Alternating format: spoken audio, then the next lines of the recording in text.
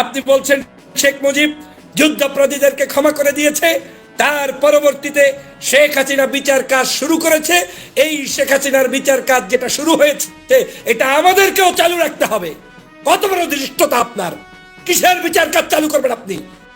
বাংলাদেশের মুক্তিযুদ্ধে শহীদের সংখ্যা কত? ৩০ লাখ নাকি ৩ লাখ? শহীদের প্রকৃত সংখ্যা নিয়ে সম্প্রতি ইউটিউবের এক লাইভ শোতে অংশ নিয়ে বীর মুক্তিযোদ্ধা মেজর শরীফুল হক ডালিমের বক্তব্যের পর এ নিয়ে ফের চলছে আলোচনা। শহীদের সংখ্যা নিয়ে চলমান আলোচনার মধ্যেই দেখা যায় শিক্ষার্থীদের হাতে তুলে দেওয়া দুটি শ্রেণীর নতুন পাঠ্য বইয়ে মুক্তিযুদ্ধে শহীদের সংখ্যা। আমরা জানি যে ইতিমধ্যে আওয়ামী লীগ সরকারের পতন হয়েছে, এখন ক্ষমতায় আছেন অন্তর্বর্তীকালীন সরকার ডক্টর ইউনূস। এই অন্তর্বর্তীকালীন সরকারের মাননীয় প্রধান উপদেষ্টা ডক্টর ইউনূস ক্ষমতা থাকাকালীন সময় আজকে সারা দেশে কি কি ঘটনা ঘটে গেছে আপনারা তা দেখলে রীতিমতো অবাক হয়ে যাবেন।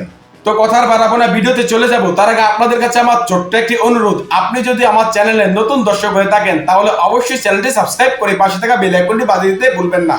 আর যারা অলরেডি আমার চ্যানেলটি সাবস্ক্রাইব করেছেন তাদেরকে জানাই অসংখ্য ধন্যবাদ। তো দর্শক চলুন ভিডিওটি শুরু করা যাক। এখন আপনাদেরকে পর্যায়ক্রমে দুটি ভিডিও ফুটেজ দেখাবো। চলুন প্রথমে আমরা একটি ভিডিও ফুটেজ দেখে আসি। আমরা যতই বাংলাদেশের স্বাধীনতা সার্বভৌমত্ব রক্ষার কথা বলি, একে অপরের সাথে মিউচুয়াল আন্ডারস্ট্যান্ডিং এর কথা বলি, বাংলাদেশের রাজনীতিতে আমার কাছে মনে হচ্ছে একটি গোষ্ঠী বা কোনো ব্যক্তি বিশেষ কোনো প্ররোচনায় পড়ে যে কোনো মূল্যে বাংলাদেশে একটি সংঘাতের দিকে, অশান্তির দিকে এবং অনৈক্যের দিকে নিয়ে যাওয়ার চেষ্টা করছেন। আমি এই বিষয়টি স্পষ্ট দৃঢ়তার সাথে প্রতিবাদ না করলে বাংলাদেশের হয়তো আগামী দিনে আমাদের কঠিন সমস্যার মুখোমুখি হতে পারে, সে কারণে আমি কথা বলছি। আমি গত বেশ কয়েকদিন পর্যন্ত কয়েকজন ব্যক্তির বক্তব্য শুনতেছিলাম। বক্তব্যগুলো শুনলে বোঝা যায় যে কারো প্রেসক্রিপশন নিয়ে, একেবারে স্পষ্ট কারো না কারো প্রেসক্রিপশন নিয়ে বিশেষ কারণে অথবা তাদের কোনো দুর্বলতা যেটা তাদের কাছে সীমাবদ্ধতা আছে, এই জাতীয় কারণে একেবারে মাঠে পড়ে শুধু ঝগড়া বিবাদ চলছে বাংলাদেশের বৃহত্তর দুটি রাজনৈতিক দলের মধ্যে, বাংলাদেশ জাতীয়তাবাদী দল এবং জামাতে ইসলামকে নিয়ে। বিশেষ করে আজকের, আমি যেহেতু বাংলাদেশ জাতীয়তাবাদী দলের একজন কর্মী এবং একজন বিএনপির ঝালকাঠি ১ আসনের ২০১৮ সালের মনোনয়ন কিনেছি, এই দলকে ভালোবাসি, ১৬ বছর কথা বলেছি, সেই কারণে আজকে আমাকে কথা বলতে হচ্ছে দলের স্বার্থে, দেশের স্বার্থে কয়েকটি গুরুত্বপূর্ণ বিষয়ে। আপনারা জানেন আমি বাংলাদেশের যে জিনিসটি সবচাইতে এখন ঘৃণিত, সবচাইতে এখন নিকৃষ্ট শব্দচয়ন, সেটা হচ্ছে রাজাকার, আলবদর, আল শামস। এই শব্দগুলো যারা উচ্চারণ করে তাদেরকে এই অঞ্চলের মানুষ, এই দেশের মানুষ কেউ পছন্দ করে না এক বাক্যে। কারণ শেখ হাসিনা এই শব্দগুলো গত ১৬ বছর পর্যন্ত উচ্চারণ করতে করতে, রাজাকার ট্যাগ লাগাতে যাকে তাকে যেখানে দেখেছে সেখানে যে কোনো মূল্যে, একটা লোক নামাজ পড়ে রাজাকার, শিবির করে রাজাকার, আপনার ওই ভালো কাজ করে সেও রাজাকার, বিএনপি করে দাঁড়িয়ে আছে রাজাকার, হিন্দু দাঁড়িয়ে আছে রাজাকার, বিপ্রজিৎকেও হত্যা করেছে জামাত শিবির বলে। এই যে বিশেষ ধরনের একটি ট্যাগ লাগাতে এই শব্দগুলোকে এমনভাবে বাংলাদেশের মানুষের কাছে পরিচিত করে দিয়েছে এবং ঘৃণা বানিয়ে দিয়েছে যে এই শব্দগুলো শুনলে বরং মানুষ মনে করে যে যে এটা বলছে তিনি হচ্ছেন প্রকৃত দুষ্ট, প্রকৃত অপরাধী, প্রকৃত খারাপ লোক, কিন্তু যাকে উদ্দেশ্য করে বলছে তিনি খারাপ হতে পারে না। আজকে আমি কোনো দল, আমার দলের ভালো জিনিস আমি প্রচার করব, জামাত ইসলামের তার ভালো জিনিস দিয়ে আমাকে টক্কর দিতে পারলে দিবে, দুই দল যার প্রচারণা সে করবে, সেটা মানুষ সহ্য করবে। কিন্তু শেখ হাসিনার কাছ থেকে ধার করা কোনো শব্দচয়ন বাংলার জনগণ কোনোদিন পছন্দ করবে না। আপনি কি বিশ্বাস করেন সালাউদ্দিন কাদের চৌধুরী অপরাধী ছিল? সালাউদ্দিন কাদের চৌধুরীকে ফাঁসির কাস্টে ঝুলিয়েছে আমার দলের নেতা, বিএনপির নেতা। আজকে যখন আপনি বলছেন যে শেখ হাসিনা এই বিচার কার্যক্রম শুরু করে গিয়েছে, আগামী দিনেও এই বিচার কার্যক্রম চলমান রাখতে হবে, কে বলছে? বিএনপি নেতা হারুন সাহেব। আপনি হারুন সাহেব ২০১৮ সালের ৬ জন এমপি যারা নির্বাচিত হয়েছিল তাদেরকে শপথ নেওয়ানোর জন্য নিষেধ ছিল এক প্রকার বিএনপির পক্ষ থেকে, আপনাদের চাপে পড়ে তারপরে বাধ্য হয়ে আপনারা শপথ নিয়েছিলেন। তার মধ্যে একজন, আপনি তো তারেক রহমানের কথা ঠিক মতো শুনতেন, তাহলে আপনি তো শপথ নিতেন না। সেই সময়ের পদের জন্য এমপিত্বর জন্য শপথ নিয়েছেন, দল বাধ্য হয়ে আপনাদেরকে সেখানে শপথ দিয়েছে, কিন্তু দলের মহাসচিব পর্যন্ত সেখানে কিন্তু শপথ নেয় নাই। আপনার সেদিনের ইতিহাস ভুলে গিয়েছেন। নমিনেশন কিংবা বিএনপিকে রাজি খুশি রাখার জন্য কিংবা কারো খপ্পরে পড়ে বিশেষ উদ্দেশ্য বাস্তবায়নের জন্য আপনি কোন সাহসে বলেন যে বাংলাদেশে আবার শেখ হাসিনা যে বিচার কার্যক্রম শুরু করেছে এই বিচার কার্যক্রম চলমান রাখবেন? আপনি তাহলে কার কার বিচার করতে চান? আমি জানতে চাই আপনি কার বিচার করতে চান বাংলাদেশে? আপনি কি বিশ্বাস করেন দেলোয়ার হোসেন সাঈদীকে হত্যা করা হয়েছে এটা একমাত্র তার অপরাধের কারণে হত্যা করা হয়েছে? আপনি কি বিশ্বাস করেন সালাউদ্দিন কাদের চৌধুরীকে হত্যা করা হয়েছে এটা কি তাদের অপরাধের কারণে করা হয়েছে? আপনি কি বিশ্বাস করেন সাঈদী, কাদের মোল্লা, নিজামী কিংবা আলী হাসান মুজাহিদ কিংবা ওই 2013 সালের শাহবাগ তৈরি করে যাদেরকে ফাঁসির কাস্টে ঝুলিয়েছে তাদেরকে ফাঁসির কাস্টে ঝুলিয়েছে শুধুমাত্র তারা অপরাধী ছিল তাই বলে? না। তাহলে আপনি কেন বলছেন তারা অপরাধী ছিলেন না?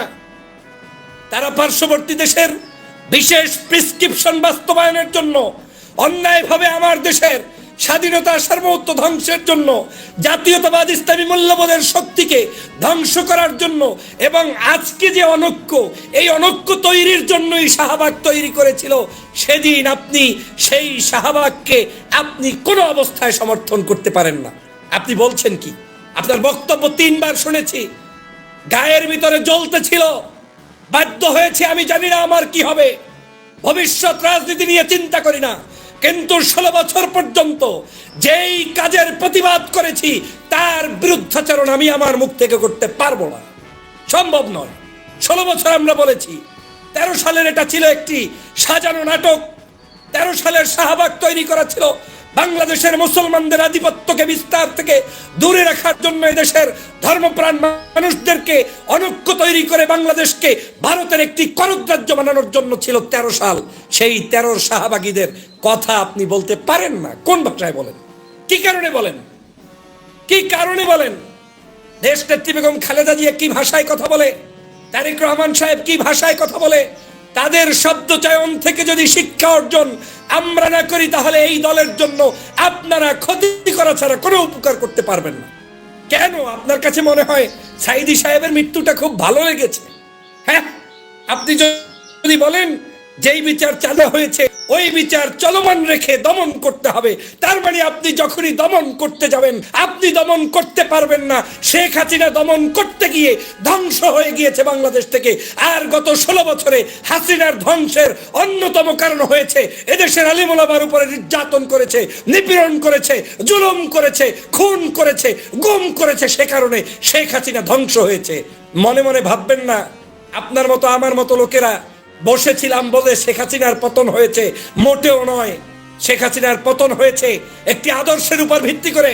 শেখ হাসিনার পতন হয়েছে একটি জুলুমের অবসান ঘটানোর জন্য, জুলুমের প্রতিবাদ স্বরূপ শেখ হাসিনার আজকের পতন হয়েছে। আপনারা সেই শেখ হাসিনার আপনি কি ভাষায় বললেন আমি একদম হুবহু লিখে রেখেছি। আপনি বলছেন শেখ মুজিব যুদ্ধাপরাধীদেরকে ক্ষমা করে দিয়েছে, তার পরবর্তীতে শেখ হাসিনা বিচার কাজ শুরু করেছে। এই শেখ হাসিনার বিচার কাজ যেটা শুরু হয়েছে এটা আমাদেরকেও চালু রাখতে হবে। কত বড় দৃষ্টতা আপনার! কিসের বিচার কাজ চালু করবেন আপনি? আমি বিএনপির নেতৃস্থানীয় মানুষদেরকে উদাত্ত আহ্বান জানাতে চাই, এই ধরনের কর্মকাণ্ড চললে দলটাকে ধ্বংস করতে সময় লাগবে না। ধান্দাবাজির জায়গা পান না। খেটে খাওয়া মানুষের একটি দল। শহীদ রাষ্ট্রপতি জিয়া রহমান 1975 সালে বাংলাদেশে যখন শেখ মুজিবের পতন হয় তখন এই দেশে আওয়ামী বিরোধী শক্তি, ভারতীয় আধিপত্য ভারতের বিরুদ্ধের শক্তি ঐক্যবদ্ধভাবে জিয়াউর রহমানকে আপন করে নিয়েছিল। আর তিনি বহুদলীয় গণতন্ত্র প্রতিষ্ঠা করে বাংলার মানুষের হৃদয়ে স্থান অর্জন করেছিলেন। সেই দলটাকে আপনারা কারা এটাকে ধ্বংস করতে নেমেছেন বলেন? আপনি মনে করছেন আপনি বলবেন আর দেশের মানুষ গিলে গিলে খাবে? যদি খাইতো শেখ হাসিনা আপনার চাইতে পণ্ডিত কম না, শেখ হাসিনা আপনার চাইতে টাকাওয়ালা কম না, শেখ হাসিনা আপনার চাইতে বিজ্ঞানী কম না, শেখ হাসিনা আপনার চাইতে দার্শনিক কম না।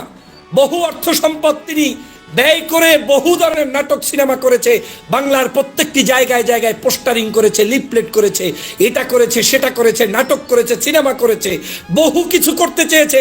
ইতিহাসকে বিক্রি করার জন্য হেন কোনো কাজ নাই যেটা শেখ হাসিনা করে নাই, পারে নাই, পরাস্ত হয়েছে, পরাস্ত হয়েছে, পরাস্ত হয়েছে। শেখ হাসিনা কি করে নাই বলেন?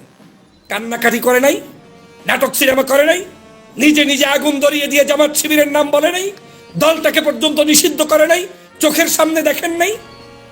আমরা 2001 সালে বিএনপি জামাত ঐক্যবদ্ধভাবে বাংলার মানুষের মুক্তির জন্য তখন জয়যুক্ত হয়েছিলাম। অবশ্যই দুটি দলের মধ্যে ঐক্য দরকার, আর যদি ঐক্য সম্ভব নাই হয় অন্ততপক্ষে আপনাদের চুপ থাকা দরকার।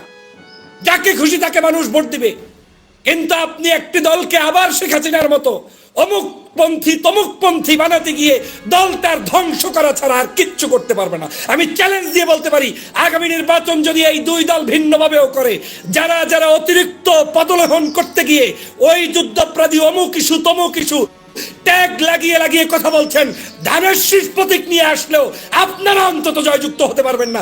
বিএনপি হয়তো ক্ষমতায় যাবে, কিন্তু আপনাদের মতো দালালরা যারা এদেশের বিভাজন সৃষ্টি করতে চায়, আলেমদের মধ্যে অনৈক্য তৈরি করতে চায়, ধর্মপ্রাণ মানুষদেরকে 13 সালের শাহবাগীরা খুন করেছে সেটাকে যারা সাফাই গাইতে চায়, তারা অন্ততপক্ষে জয়যুক্ত হতে পারবেন না। আমি চ্যালেঞ্জ দিয়ে দিলাম, পারবেন না। যদি পারতো শেখ হাসিনা গণভবনে থাকতে পারত। ফাইজলামির জায়গা পান না। ফাইজলামি করতে আসছেন নাকি এখানে? ধান্দাবাজি করতে আসছেন নাকি এখানে?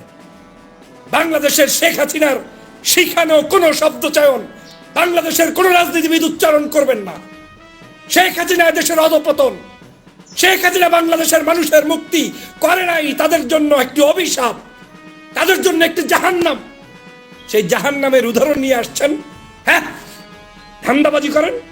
আপনি আবার বলছেন আল কোরআনের আলো ঘরে ঘরে জ্বলো। আমি কোট করে বলছি, আপনার কি সমস্যা? আল কোরআনের আলো ঘরে ঘরে জ্বলো, এটা আপনার দলের, আমার দলেরও মিছিল হলে সমস্যা কোথায়? আমি কোরআনকে বিশ্বাস করি, হাদিসকে বিশ্বাস করি, আমি ইসলাম ধর্মের পক্ষে আমি কথা বলবো। আমি বিএনপি করে যদি আল কোরআনের আলো ঘরে ঘরে জ্বলো এই স্লোগান দিতে না পারি, তাহলে এর চেয়ে ধান্দাবাজি আর কি হতে পারে? ফাইজলামি করেন। সাকা চৌধুরীর সন্তান এক জায়গায় নারাই তাকবীরের মিছিল দিয়েছিল, কিছু সুশীলের শরীরের মধ্যে জ্বলন্তি ছিল, কিন্তু ওই মিছিলের পক্ষে কত লক্ষ মানুষ আর আপনার জ্বলন্তির কত লক্ষ মানুষ সেটা দেখেন। এই সব কাজ করবেন না। আমাদের 31 দফা কর্মসূচি আছে, জাতির কাছে 31 দফা নিয়ে চলুন, জাতিকে বুঝান। জামাতের 40 দফা আছে, 40 দফা নিয়ে তারা থাকুক। আপনার 31 দফা জনগণ পছন্দ করলে আপনাকে আমাকে গ্রহণ করবে, ওনাদের 40 দফা জনগণ পছন্দ করলে ওনাদেরকে গ্রহণ করবে। আপনারা তো ভয় কিসের? আপনি কেন এখনো আবার শেখ হাসিনার সেই যুদ্ধপ্রাদী এই ইস্যু ট্যাগ লাগিয়ে বাংলার মানুষের মধ্যে বিভাজন তৈরি করতে চান? তার মানে আপনার মতো লোকেরা সংসদে আসলে আবারও এই দেশের মানুষের উপরে জুলুম অত্যাচার করতে চান। আমি দলকে বলবো এই মানুষ থেকে দূরে রাখতেই হবে দলকে। যদি না রাখেন করুণ পরিণতি হবে আমাদের। আমি এই দল করি বিদায় আজকের বুক ফাটা রক্ত নিয়ে এই কথা বলতে হচ্ছে। আপনি বলছেন আল কোরআনের আলো দিয়ে অন্যরা মিছিল করে, মিছিল আপনার সমস্যা। আপনি বলছেন মাদ্রাসা স্কুল কলেজে জামাত শিবিরের লোকেরা চাকরি করে, তারা নাকি ঠিক মতো চাকরি করে না, তারা নাকি ধান্দাবাজি করে, তারা নাকি ক্লাস ফাঁকি দেয়। কোথায় শুনেছেন আপনি? এ সকল মিথ্যা বক্তব্য দিয়ে আমাদেরকে বিতর্কিত করার কোনো প্রয়োজন নাই। সত্য কথা বলেই মানুষের হৃদয় অর্জন করা সম্ভব। শহীদ রাষ্ট্রপতি জিয়াউর রহমান স্বাধীনতার ঘোষক, বাংলাদেশের প্রথম একজন ব্যক্তি যিনি বহুদলীয় গণতন্ত্র প্রতিষ্ঠা করেছেন। এর চাইতে বড় সাইনবোর্ড বিএনপির প্রয়োজন নাই। আমাদের এখন পর্যন্ত দেশনেত্রী বেগম খালেদা জিয়া আছে, যিনি জাতীয় ঐক্যের প্রতীক, যিনি বাংলাদেশের প্রত্যেকটি মানুষের হৃদয়ের প্রতীক। আমাদের এখন পর্যন্ত জননেতা জনাব তারেক রহমান আছে, যিনি জিয়াউর রহমানের আদর্শ উজ্জীবিত একজন সন্তান। তাদের মতো আইডিওলজি আইডেন্টিটি থাকতে আমাদেরকে ধার করা শেখ হাসিনার শব্দ চয়ন দিয়ে রাজনীতি করতে হবে। পেয়েছেন কোথায়? আপনি খালেদা জিয়ার ত্যাগের কথা জনগণকে বলুন। আমি খালেদা জিয়ার দেশনেত্রীর ত্যাগের কথা বলবো, 3 বারের প্রধানমন্ত্রী তার কথা বলবো, তাকে বাড়ি থেকে তাড়িয়ে দেওয়া হয়েছে সেটা বলবো, তাকে জেলের মধ্যে নেওয়া হয়েছে সেটা বলবো, তার উপরে অত্যাচার হয়েছে সেটা বলবো। আপনি কত কথা আছে সেই কথা না বলিয়া কুচুর মুচুর করিয়া করিয়া পিছনের দরজা থেকে ওখানে গুতাগুতি এখানে গুতাগুতি, এত সমস্যা কিসের? আপনি আবার বলছেন আপনার এলাকায় শামীম সাইদি না সাইদি গিয়েছে, কোন এক প্রার্থীকে পরিচয় করিয়ে দিয়েছে। মেয়া এইসব ভণ্ডামি বন্ধ করতে হবে। প্রার্থী পরিচয় কি সাইদি সাহেব দেয় নাই? সাইদি সাহেব যখন জামাত ইসলাম করত তখন তো অনেকেই সমালোচনা করতেন, উনি যদি দল না করে তাহলে আরো ভালো হইতো। এখন সাইদি সাহেব নাই, এখন আবার অনেকে আজহারির সমালোচনা করেন, বলেন যে আজহারির চাইতে সাইদি ভালো ছিল, আজহারি সাহেব কিছু করে না। আরে সাইদি জামাত কইরা ভালো ছিল আর আজহারি কিচ্ছু করে না, তারপরেও খারাপ হয়ে গেছে। এর অর্থই হচ্ছে আদতে আপনি কোন ধরনের ইসলামিক স্কলারদেরকে হৃদয় থেকে পছন্দ করেন না। যখন সে মাইনাস হয়ে যায় তখন তার পক্ষে দাঁড়ান, আর যখন সে উপস্থিত থাকে তখন তার বিরুদ্ধাচরণ করেন। এগুলা দুই চরিত্র, এগুলা জাতি জানে। এই জাতিকে এই ধরনের মিথ্যাচার করে রাজনীতি করা যাবে না। কোন সাহসে এই ধরনের কথা বলেন? মনে রাখা উচিত এই দেশের মানুষ এই যে শেখ হাসিনাকে বিদায় করেছে, এই বিদায়ের পিছনে প্রথম কারণ হচ্ছে আমরা সবাই মিলে এই ফেসিবাদের জুলুম অত্যাচার থেকে বাঁচার জন্য, এবং যারা সবচাইতে বেশি জুলুমের শিকার ছিল তাদের কারণেই আজকের এই স্বাধীনতা। আমরা অবশ্যই বাংলাদেশের সর্ববৃহৎ দল বিএনপি আগামী দিনের বাংলাদেশের কর্ণধার হোক, কোনো সমস্যা নেই। জামায়াত ইসলাম তাদের রাজনীতি নিয়ে মাঠে এসেছে, মানুষের ভালোবাসা পেয়ে তিনি যদি ভালো কিছু করতে পারে কোনো সমস্যা নেই। আমরা শেখ হাসিনা থেকে মুক্ত হয়েছি, এর চেয়ে বড় অর্জন আর কিছুই হতে পারে না। আজকের কত কথা বলবো, আপনি সেই সকল মানুষদেরকে বলছেন উগ্র, ধর্মান্ধ, ধর্ম ব্যবসায়ী। ধর্ম ব্যবসার কি বুঝেছেন আপনি? এই শব্দগুলো করে করে শেখ হাসিনার গুষ্ঠ শুদ্ধ পালাতে হয়েছে। আমার কেন জানি ভয় হয় আপনার এই সকল শব্দ চয়নের কারণে আজকে আপনি দেশমাতাকে কলঙ্কিত করছেন, খালেদা জিয়ার ইজ্জত সম্মানকে নষ্ট করছেন, তারেক রহমানের আদর্শকে ধ্বংস করছেন, এবং তার পরিণতি আপনি নিজেও ধ্বংস, পাশাপাশি এই মানুষগুলোকেও আপনারা নষ্ট করার জন্য, শেষ করার জন্য উঠে পড়ে লেগেছেন। আমার মনে হচ্ছে এটা এমনি এমনি না, কারো না কারো দালাল হয়ে গেছেন, কারো না কারো এজেন্ট হয়ে গেছেন, অথবা যখন বুঝতে পেরেছেন যদি টিকে থাকতে হয়, মনে হয় এইরকম উল্টা বললেই আমি খুব খাস বিএমপি হয়ে যাব, উল্টা বইলে খাস বিএমপি হইয়াও নসিবে না থাকলে এমপি হইতে পারবেন না। অতএব সৎ পথে চলুন। কোরআন হাদিসের তো মাঝে মাঝে খুব বেশি সংসদে দাঁড়িয়ে দাঁড়িয়ে অনেক কথা বলতেন, এখন একেবারে সব শেষ হয়ে গেছে। সহ্য করতে পারলেন না মাত্র 6 মাস, ধৈর্য ধরতে পারলেন না মাত্র 6 মাস। দেশটা এখন পর্যন্ত সুষ্ঠুভাবে স্বাধীন হয় নাই। আমাদেরকে ঐক্যবদ্ধ যখন থাকা দরকার, সেই ঐক্যের মধ্যে ফাটল সৃষ্টি করতে আপনারা কারা আসছেন? শোনেন, আপনাকে যারা তালি দেয় এরা আপনার বন্ধু নয়। আপনাকে আমি ধরিয়ে দিচ্ছি, আমি আপনার প্রকৃত বন্ধু। জনগণের বাস্তবতা, এদেশের জনগণের সেন্টিমেন্টকে ক্যারি করার চেষ্টা করুন, এদেশের জনগণকে বোঝার চেষ্টা করুন। জনগণকে ভিন্নভাবে, ভিন্ন জায়গায় নিয়ে আপনি কথা বলবেন না। এই যে আরেকজন ফজলুর রহমান সাহেব, সম্মানিত সিনিয়র ব্যক্তিত্ব, সাবেক আওয়ামী লীগ ওবায়দুল কাদেরের সময়ের সিনিয়র নেতা, ওনার নাকি তার বন্ধু বা উনি তারও সিনিয়র, এই ভদ্রলোকও জামাতকে নিয়ে কথা বলেছেন। আমার জামাত নিয়ে ইস্যু নাই, জামাত একটা ভোট না পাইলেও আমার দুঃখ নাই, 1 লাখ ভোট পাইলেও আমার কোনো সুখ দুঃখ নাই। আমার দুঃখ ওই জায়গায় আপনারা যে সকল ট্যাগিং এর রাজনীতি শুরু করেছেন, এই ট্যাগিং এর রাজনীতি দিয়ে দেশের জনগণ বিন্দুমাত্র পরোয়া করে না। যদি তাই করতো তাহলে ঢাকা বিশ্ববিদ্যালয়ের রোকেয়া হল থেকে ছাত্রীরা আমি কে তুমি কে রাজাকার রাজাকার স্লোগান নিয়ে রাজপথে ঝাঁপিয়ে পড়তো না। এটাই হচ্ছে শেখ হাসিনার ট্যাগিং এর রাজনীতির সবচাইতে করুণ মৃত্যু, যেটা আপনাদের জন্য, আপনার জন্য অপেক্ষা করছে। আপনি বলছেন 10% পাবে না, মেয়া 16 বছর ভোট হয়েছে, কে কত পার্সেন্ট পাবে পাবে না ব্যালট পেপার আসবে, জনগণ ডিসাইড করবে। আপনি বলে দিলেন অমুকে পাবে না, অমুকে পাবে না। কষ্ট পেয়েছি আপনার কথায় ফজলুর রহমান সাহেব। আপনি সমন্বয়কদেরকে চাগাইয়া চাগাইয়া বক্তব্য দিয়ে বললেন তোমরা বাংলাদেশের মুখ উজ্জ্বল করতে তারা কি করেছে, মানে তাদের এখন শিক্ষা দীক্ষা পড়াশোনা নাকি নাই। লজ্জা করা উচিত আমাদের। আজকের গতকালকের দেশনেত্রী বেগম খালেদা জিয়া বিদেশে গিয়েছে চিকিৎসা নিতে আমার দেশের এই শহীদের রক্তের উপরে ভিত্তি করে। 2000 শহীদের রক্তের কারণে আজ তারেক রহমান সাহেব খালেদা জিয়ার একত্রে সাক্ষাৎ হয়েছে। 50,000 ছাত্রদের অঙ্গহানির কারণে আজ আমরা একত্রে কথা বলতে পেরেছি, আমি ঢাকায় অবস্থান করতে পেরেছি। শুকরিয়া আদায় করে তাহাজ্জুদ পড়া উচিত, সেজদায় লুটিয়ে থাকা উচিত। কি অর্জনটাই ছাত্ররা করেছে, আপনি ছাত্রদেরকে চাগাইয়া চাগাইয়া 1971 সালের উদাহরণ দিতে গিয়া আপনি তাদেরকে বলছেন তোমরা নাকি সমন্বয়ক নাকি সমরনায়ক। এতই যদি চলে তাহলে গত 16 বছর আপনি কি করতে পেরেছি? আমরা অনেক আন্দোলন করেছি, কোনো সন্দেহ নাই। আমরা রক্ত ঝরিয়েছি, কোনো সন্দেহ নাই। বিএনপি রক্ত ঝরিয়েছে, বহু মানুষ মরেছে। জামাতের রক্ত ঝরেছে, বহু মানুষ মরেছে। 13 সাল থেকে জামাত বিএনপি প্রত্যেকেই রাজপথে আন্দোলন করেছে, কোনো সন্দেহ নেই। কিন্তু আমরা বিজয়টাকে ছিনিয়ে আনতে পারি নাই। ছিনিয়ে এনেছে আমার দেশের এই মুহূর্তের এই যে তরুণ টকবগে, যাদেরকে আপনি বলছেন ক্লাসরুমে ফিরে যাও। তুমি আবার রাজনীতির কি বোঝো? ওই রাজনীতি না বোঝা 14-15 বছরের সন্তানটি আপনার আমার চোখের সামনে বিজয় অর্জন করে দিল। সেটাকে 6 মাস সময় লাগে নাই। ভুলে গেলেন কি করে? আমি বুঝতে চাই কি ভাষায় আপনাকে জবাব দিব।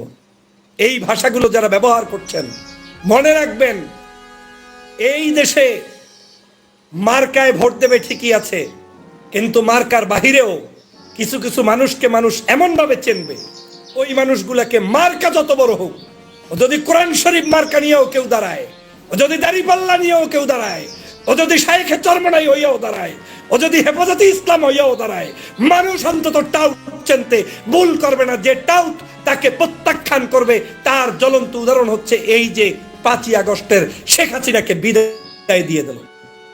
অতএব সাবধান হন। আমার এই কঠিন কথাগুলো তাদেরই পছন্দ হবে যারা দেশকে ভালোবাসেন, যারা 16 বছর নির্যাতিত ছিলেন, যারা অপমানের শিকার ছিলেন, যারা রাজনীতিতে বাংলাদেশে শেখ হাসিনার কারণে একটাবার এদেশে মিছিল মিটিং করতে পারেননি, তাদের পছন্দ হবে।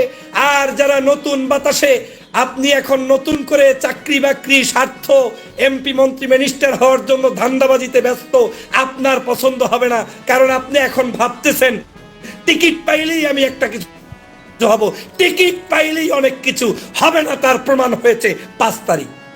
অতএব সাবধান হয়ে যান। আপনাদের এই বক্তব্যগুলো কাদা ছড়াছড়ি ছাড়া আর কিছু নয়। আমরা 1971 সালকে শ্রদ্ধা করি। স্বাধীনতা যুদ্ধের আমাদের সর্বোচ্চ নেতৃত্ব দিয়েছে শহীদ রাষ্ট্রপতি জিয়াউর রহমান, ওই দল করি আমরা। খালেদা জিয়া এখন পর্যন্ত মুখ আঠা লাগিয়ে বসে আছে, কোনো শব্দ চয়নে ভুল করে না। জামাতের বিরুদ্ধে বলে না, শিবিরের বিরুদ্ধে বলে না, চরমনার বিরুদ্ধে বলে না, আজহারের বিরুদ্ধে বলে না। আপনি আমি কোন ধৈঞ্চা? আমরা সকাল সন্ধ্যা তাদের পিছনে লেগে আছি। আর যে দলটার বাস ঢুকাইতেছেন পিছন থেকে, তা একটু বড় আপনার খেয়ালে হয় না। প্রিয় দেশবাসী, আমি স্পষ্ট করে বলতে চাই, আমরা এই দেশে আর কোনো ট্যাগিং এর রাজনীতি চাই না। রাজাকার আল বদর আল শামসের রাজনীতি চাই না। আর আসেন না, দেখি আপনার কত বড় সাহস। যারা যারা আগামী দিনে এই যে 2013 সালের মৃত্যুকে আজকে যারা সাফাই গাবেন, প্রত্যেককে বাংলাদেশের সীমানা থেকে বের করে দেওয়া হবে। বাংলার জনগণ ঐক্যবদ্ধভাবে তাদের বিরুদ্ধে দাঁড়াবে। লজ্জা করা উচিত। আমার দলের নেতা সালাউদ্দিন কাদের চৌধুরীকে হত্যা করা হয়েছে। কোথায় আপনার কথা? বিবৃতি আছে? জানাজায় যেতে পেরেছেন? প্রতিবাদ করতে পেরেছেন? আপনি ওই যে আওয়ামী লীগ শিখাই দেবে। আরে আওয়ামী লীগ কি শিখাবে আমাকে? আওয়ামী লীগ গত এই 16 বছর পর্যন্ত একটা রাজাকারের তালিকা করতে পারে নাই, একটা মুক্তিযুদ্ধের তালিকা করতে পারে নাই। ওদের মুক্তিযোদ্ধা মন্ত্রীকে জিজ্ঞাসা করা হয়েছে তালিকা কোথায়, তিনি বলছেন তালিকা করলে আত্মীয় স্বজন চলে আসে, রিকোয়েস্ট চলে আসে, খুঁজতে গেলে আশেপাশের লাখ বেজে যায়, তালিকা প্রকাশ করা যাচ্ছে না। তো যারা তালিকা প্রকাশ করতে পারে নাই, এতটুকু বিবেক নাই, শুধুমাত্র স্বার্থের কারণে আওয়ামী লীগ এই মানুষগুলোকে হত্যা করেছে। পৃথিবীর কোন মানুষ যদি বলে ওই মানুষগুলো অপরাধী, আমি তাদেরকে প্রতিবাদ করবই করব, কারণ তারা অপরাধী ছিল না। তাদেরকে ভিন্ন ট্যাগ লাগিয়ে আজকে হত্যা করা হয়েছে। অতএব এটা সত্য কথা, দিবালোকের মতো সত্য। এর মধ্যে আবার মিথ্যে কথার কি আছে? তো ফাইজলামির একটা সীমানা থাকা দরকার। ওই রাজাকার টাজাকার লাগাইয়েন না। ভিন্ন কথা বলেন, আদর্শ প্রচার করেন, উন্নয়নের কথা বলেন, স্বপ্ন দেখান, যুবক তরুণদের চাহিদার কথা বলুন, দেশ গঠনের নেতৃত্বের কথা বলুন, আগামী বাংলাদেশকে গঠন করার কথা বলুন, যুগকে কাছে টানার চেষ্টা করুন, ছাত্রদেরকে বুকে টানার চেষ্টা করুন, জুলাই বিপ্লবে আহত নিহত ভাইদের পাশে দাঁড়ান, তাদেরকে সংবর্ধনা দেওয়ার চেষ্টা করুন। যারা দেশের জন্য লড়াই করেছে, আপনার ভিন্ন মতের হলেও তাদেরকে অন্তত বুকে টেনে সার্টিফিকেট দিন, সংবর্ধনা দিন, নাগরিক অভ্যর্থনা দিন, তাহলেই জনগণ আপনাকে আমাকে গ্রহণ করবে। আর আমরা যদি শুধু শুধু অনৈক্য করি, কোনো লাভ নাই। এগুলা পাশের দেখের ট্যাবলেট গিলেছেন মাত্র। ওরা এটা বহু বছর পর্যন্ত চেয়েছে।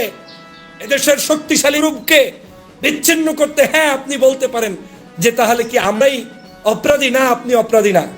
জামাত ইসলামের কোনো একজন লোক যদি বলে কি জানি আপনার আগে খাইছে এক গ্রুপ, এখন খাইছে এক গ্রুপ, আপনি মাথায় টানিয়ে নেন কেন? আপনি আর উল্টা বলবেন আগে খাইছে এক গ্রুপ, আগামীতে জামাত ক্ষমতায় যাইতে চায়, জামাত যাতে না খাইতে পারে, আগামীতে চরমনাই ক্ষমতায় যাইতে চায়, চরমনাই যাতে খাইতে না পারে, বিএনপি ক্ষমতায় যাইতে চায়, বিএনপি যাতে খাইতে না পারে, সেই জন্য বলেছে, আমাকে বলে নাই। আপনি কেন কাঁধে টেনে নেন? এইসব কাঁধে টেনে টানতে টানতে বন্ধুর সংখ্যা কমে যাবে, শত্রুর সংখ্যা বৃদ্ধি পাবে, আর শত্রুরা তখন নখ টাকাবে আর আপনার অধঃপতন হবে। সহজ সমীকরণ। দেশ চিনতে হবে। বাংলাদেশের এখন উত্থান হচ্ছে, দেশপ্রেমিক নাগরিকের উত্থান। বাংলাদেশের এখন যুব সমাজের চাহিদা হচ্ছে, ওই ট্যাগিং বিশ্বাস করে না। তারা এখন সৎ আদর্শবান মানুষ চায়, সৎ যেখানে থাকবে সেখানে যাবে। আপনি সৎ মানুষ দেন, আপনার পাশে আমি থাকবো। আমার দলের মধ্যে সেজন্য বারবার বলেছি, আমার দলের 300 আসনে আপনি 300 দেশপ্রেমিক, 300 সত্যিকার দেশের মানুষের পক্ষে, ধর্মীয় মূল্যবোধের পক্ষে, ইয়াং জেনারেশনদেরকে বোঝার মতো যোগ্যতা দক্ষতাওয়ালা লোক নিয়োগ দেন। আপনি দলে দলে আপনাকে মানুষ ভোট দিয়ে নির্বাচিত করবে। আপনি সেটা করবেন না, ওই 2-4 জনের স্বার্থে যদি ভিন্ন কিছু করেন, কোনো লাভ হবে না। সংস্কার রাষ্ট্র সংস্কার হলেই হবে না, সংবিধান সংস্কার দিয়ে কাজ হবে না, নির্বাচন সংস্কার দিয়ে কাজ হবে না। সবার আগে আমি যদি আমাকে সংস্কার করতে পারি, আমার দলকে করতে পারি, তাহলেই প্রকৃত সংস্কার হবে। তারপরে জনগণ আমাকে বিশ্বাস করবে। একটা কথা স্পষ্ট বলে দিতে চাই, বাংলাদেশের কোনো ধর্মীয় ব্যক্তিদেরকে নিয়ে কেউ কথা বলার চেষ্টা করবেন না। কিচ্ছু থাকবে না, আপনাদের কিচ্ছু থাকবে না। মানুষকে শুধু শুধু ওই ধরনের কথা বলে তারপরে আপনারা এই ধরনের কথা বলার চেষ্টা করবেন না। যদি করে থাকেন তাহলে ভুল হবে, ভুল হবে, ভুল হবে। আমাদের এই বাংলাদেশের দল মত নির্বিশেষে আসুন, ঐক্যবদ্ধ বাংলাদেশ কিভাবে গঠন করা যায়, ঐক্যবদ্ধ বাংলাদেশ কিভাবে গঠন করা যায়, আমাদের সবাইকে সেই দিকে ধাবিত হতে হবে। আগামীতে যারাই এই ট্যাগিং এর রাজনীতি করবেন তারা কিন্তু ভুল করবেন। প্রিয় সহযোদ্ধা ভাইরা, আসুন আমরা একটা স্পষ্ট বার্তা দেই, আগামীর বাংলাদেশ আমরা শেখ হাসিনার কোনো শব্দ, কোনো উচ্চারণ আমরা করব না। শেখ হাসিনা যা শিখিয়ে গিয়েছে সেটা আমরা বলবো না, আর এগুলো মানুষ পছন্দও করে না। আরে স্বাধীনতার 53 বছর পরে এখন আবার কিসের যুদ্ধ অপরাধী, কিসের স্বাধীনতা বিরোধী? আমার দেশে যারা আছে সবাই মুক্তিযোদ্ধা, আর 24-এর মুক্তিযোদ্ধা বিরোধী যারা ছিল তাদেরকে আজকে সবার আগে দেশ থেকে বিতাড়িত করেন। তার আগে অন্য কোনো চিন্তা করার দরকার নাই। প্রিয় ভাইরা, আসুন সবাই মিলে ঐক্যবদ্ধভাবে এই দেশকে এগিয়ে নিয়ে যাব। আমি আমার দলের গুণকীর্তন করব, আপনি আপনার দলের গুণকীর্তন করেন, দেশকে এগিয়ে নিয়ে যান। কিন্তু কেউ কোনো ফাসাদ সৃষ্টি করবেন না। অনৈক্য সৃষ্টি করলে দেশ ভালো থাকবে না। দেশের পরিস্থিতি ভয়াবহ। পাশের রাষ্ট্রটি এখনো বসে বসে নখ টাকাচ্ছে। শেখ হাসিনার ষড়যন্ত্র চলমান আছে। এই চলমান ষড়যন্ত্র রুখতে হলে ঐক্যের বিকল্প নাই, ঐক্যের বিকল্প নাই, ঐক্যের বিকল্প নাই। আরে আমার চোখের সামনে ইমাম সাহেব আমাকে গালি দিলে আমার সমস্যা কি? আলেম সাহেব ওয়াজ করলে সমস্যা কি? এই কথাই বারবার বলেছি। শেখ হাসিনার আমলে বাক স্বাধীনতা ছিল না, কথা বলার অধিকার ছিল না, আলেমের ইজ্জত ছিল না। আজও এই কথা বলতে হবে কেন? অতএব আমাদেরকে সাবধান হতে হবে, সবাই মিলে দেশ গঠন করতে হবে। সেই কাজটি সবাই করবেন। ভালো থাকবেন। তো আশা করছি আপনারা পুরো ভিডিওটি মনোযোগ সহকারে দেখেছেন এবং এখানে কি বলা হয়েছে তাও বুঝতে পেরেছেন। এ বিষয়ে নিয়ে যদি আপনাদের কোনো মতামত থাকে তাহলে অবশ্যই তা কমেন্ট করে জানাতে পারেন। এখন চলুন আমরা আরো একটি ভিডিও দেখে আসি। বাংলাদেশের মুক্তিযুদ্ধে শহীদের সংখ্যা কত? 30 লাখ নাকি 3 লাখ? শহীদের প্রকৃত সংখ্যা নিয়ে সম্প্রতি ইউটিউবের এক লাইভ শোতে অংশ নিয়ে বীর মুক্তিযোদ্ধা মেজর শরীফুল হক ডালিমের বক্তব্যের পর এ নিয়ে ফের চলছে আলোচনা। শহীদের সংখ্যা নিয়ে চলমান আলোচনার মধ্যেই দেখা যায় শিক্ষার্থীদের হাতে তুলে দেওয়া 2টি শ্রেণীর নতুন পাঠ্য বইয়ে মুক্তিযুদ্ধে শহীদের সংখ্যা উল্লেখ করা হয়নি। সম্প্রতি মুক্তিযুদ্ধে শহীদের সংখ্যা নিয়ে যে বিতর্কের সৃষ্টি হয়েছে তাতে পাঠ্য বইয়ের এমন বর্ণনা আগুনে ঘি ঢালার মতো অবস্থা তৈরি করতে পারে বলে মনে করছেন ইতিহাস ও শিক্ষাবিদরা। যদিও জাতীয় শিক্ষাক্রম ও পাঠ্যপুস্তক বোর্ডের কর্মকর্তারা বিষয়টি বড় ইস্যু হিসেবে দেখতে রাজি নন।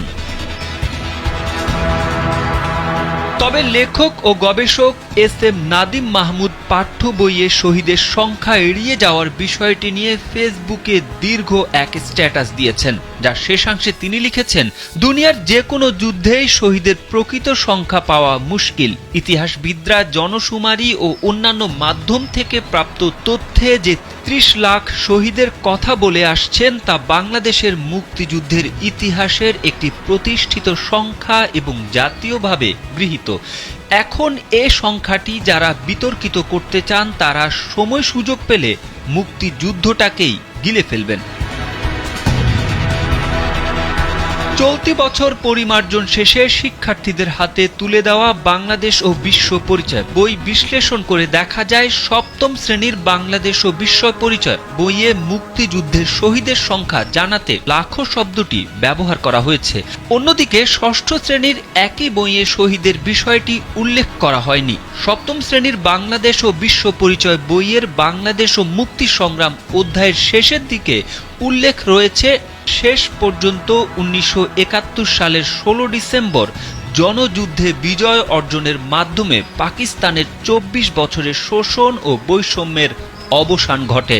লাখো শহীদের রক্তের বিনিময়ে বাংলাদেশ পৃথিবীর বুকে স্বাধীন ও সার্বভৌম রাষ্ট্র হিসেবে প্রতিষ্ঠা লাভ করে। একইভাবে ষষ্ঠ শ্রেণীর নতুন পাঠ্য বইয়েও সুনির্দিষ্টভাবে মুক্তিযুদ্ধের শহীদের সংখ্যা উল্লেখ নেই।